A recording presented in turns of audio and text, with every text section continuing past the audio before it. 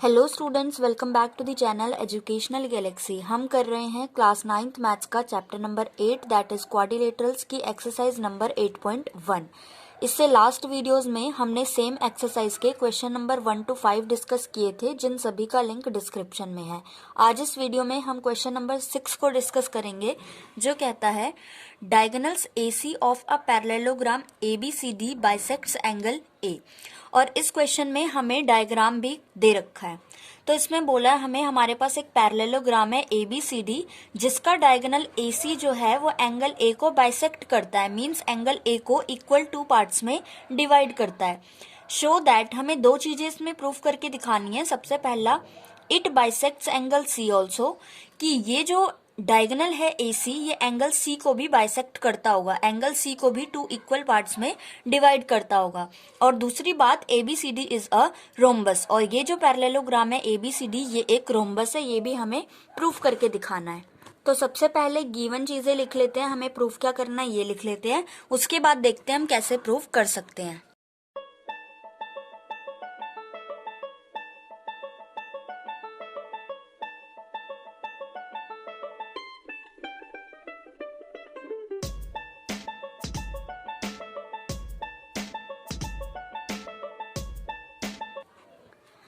So students, हमें सबसे पहली चीज प्रूफ करनी है, it bisects angle C also, means angle DCA को इक्वल लाना है एंगल BCA के। इसको करने के दो तरीके हैं, ध्यान से सुनना, दोनों तरीके मैं बता रही हूँ, लेकिन अभी हम सिर्फ एक तरीके से करेंगे। आप चाहो तो दूसरे वाले से भी कर सकते हो। सबसे पहला तरीका ये है कि हमें इस फिगर में दो ट्रायंगल्स दिख रहे हैं, ट्रायंगल 1 एंड ट्रायंगल 2। अगर हम इन दोनों ट्रायंगल्स को कॉन्ग्रेंट कर दें, ये दोनों इजीली कॉन्ग्रेंट आ सकते हैं। DC इक्वल है AB के, AD इक्वल है CB के, एंड AC कॉमन है, मींस SSS से ये दोनों ट्रायंगल्स आपस में कॉन्ग्रेंट हो जाएंगे। उसके बाद हम लिख सकते हैं ये वाला एंगल इस एंगल के इक्वल होगा बाय CPCT। तो ये तो था हमारा फर्स्ट तरीका। अब अगर हम सेकंड मेथड को देखें तो जो चीजें हमें गिवन दे रखी हैं उन्हीं से हम प्रूफ करेंगे। जैसे हमें क्या गिवन दे रखा था, एंगल DAC इक्वल दे रखा है एंगल BAC के। रीजन हम लिख सकते हैं गिवन है इसलिए हमने ये लाइन लिखी है, ये दोनों एंगल्स हमें इक्वल दे रखे हैं। दूसरी बात, ये वाला जो एंगल होगा एंगल BAC ये इक्वल होगा DCA के, मीन्स इस वाले एंगल के। क्यों इक्वल होगा? क्योंकि ये दोनों ऑल्टरनेट इंटीरियर एंगल्स हैं, बिकॉज ये फिगर जो है ABCD ये एक पैरेललोग्राम है और AC ट्रांसवर्सल है, इसीलिए एंगल BAC इक्वल होगा DCA के। तो हम लिख सकते हैं एंगल BAC इक्वल होगा एंगल DCA के, ऑल्टरनेट इंटीरियर एंगल्स। सेम इसी तरीके से एंगल DAC इक्वल होगा BCA के, एंगल DAC इक्वल होगा एंगल BCA के, मीन्स ये वाला एंगल इस एंगल के इक्वल होगा। अब हमने फर्स्ट चीज लिखी ये दोनों एंगल इक्वल है, दूसरी देखी ये इसके इक्वल है, ये इसके इक्वल है। इट मीन्स इसको हम मान लेते हैं फर्स्ट, सेकंड, थर्ड, ये भी ऑल्टरनेट इंटीरियर एंगल्स। इन तीनों इक्वेशन से हम कह सकते हैं फ्रॉम इक्वेशन 1, 2 एंड 3 हम कह सकते हैं कि एंगल DCA BCA के इक्वल होगा, एंगल DCA एंगल BCA के इक्वल होगा। इसका मतलब हम लिख सकते हैं therefore AC bisects angle C also.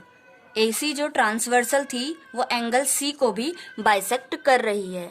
यही चीज हमें प्रूफ करनी थी। अब सेकेंड वाला पॉइंट देखते हैं, हमें प्रूफ करना है ABCD इज अ रोम्बस।